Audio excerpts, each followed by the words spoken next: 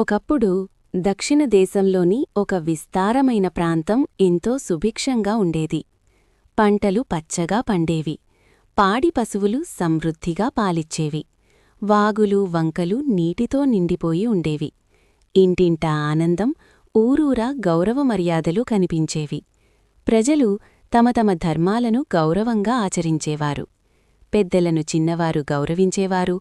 తండ్రి మాట కొడుకు వినేవాడు. ఇంట్లోనూ సమాజంలోనూ ఒక క్రమం, ఒక శాంతి ఉండేది.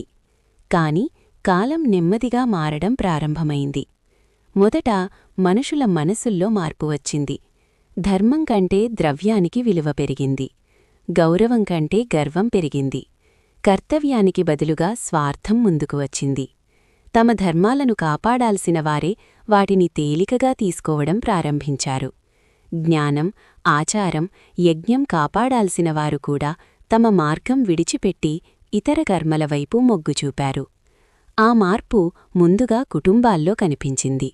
మర్యాదలు తగ్గాయి, వావి వరసలు కలిసిపోయాయి. పెద్ద చిన్న తేడా లేకుండా మాటల దెబ్బలు పడసాగాయి. ఒకప్పుడు తండ్రిని గౌరవించిన కొడుకు ఇప్పుడు అతడిని ఎదిరించి మాట్లాడసాగాడు.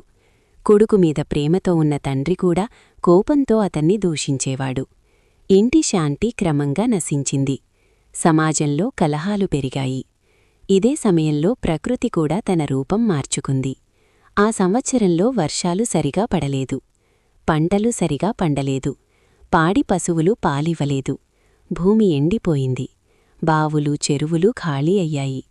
కొద్ది రోజుల్లోనే భయంకరమైన కరువు దేశాన్ని పట్టుకుంది. ప్రజలు ఆకలితో అలమటించారు. చేతిలో పాత్రలు, కొరువులు పట్టుకుని ఊరూరా తిరిగారు. ఏదైనా అన్నముంటే పెట్టండి అని అడగడం వారి జీవితమైపోయింది. ఒకప్పుడు వైభవంగా వెలిగిన చోళమండలం కూడా నష్టాల పాలైంది. ప్రజల జీవితం విచ్ఛిన్నమైంది.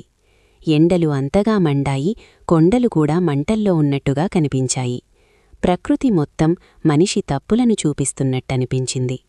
ఆ దుస్థితిని చూసి ఒక వృద్ధుడు దేవాలయం ముందు కూర్చొని నిట్టూర్చాడు. అతను మెల్లగా అన్నాడు, ఇది ఒక్కసారిగా వచ్చిన విపత్తు కాదు.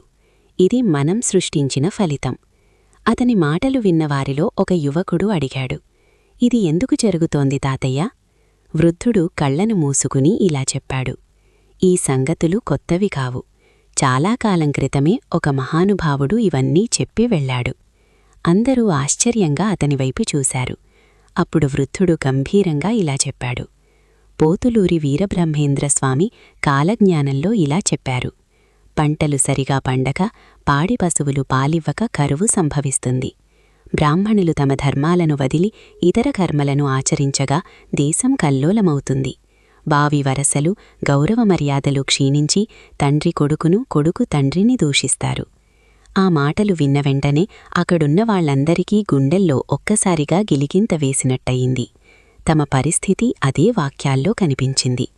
వృద్ధులు మళ్ళీ అన్నాడు, మనిషి తన ధర్మాన్ని వదిలినప్పుడు ప్రకృతి కూడా అతన్ని వదిలేస్తుంది. సమాజం కూడా కూలిపోతుంది. ఆ రాత్రి గ్రామం నిశ్శబ్దంగా మారింది. ప్రతి ఒక్కరూ తమ తప్పులను ఆలోచించారు. తమ ధర్మాన్ని మళ్లీ గౌరవించాలని నిర్ణయించుకున్నారు. మళ్లీ దేవాలయాల్లో దీపాలు వెలిగాయి. ఇళ్లల్లో శాంతి మాటలు వినిపించాయి. కాలం మారడానికి కొంత సమయం పట్టింది. కాని మార్పు మాత్రం మొదలైంది.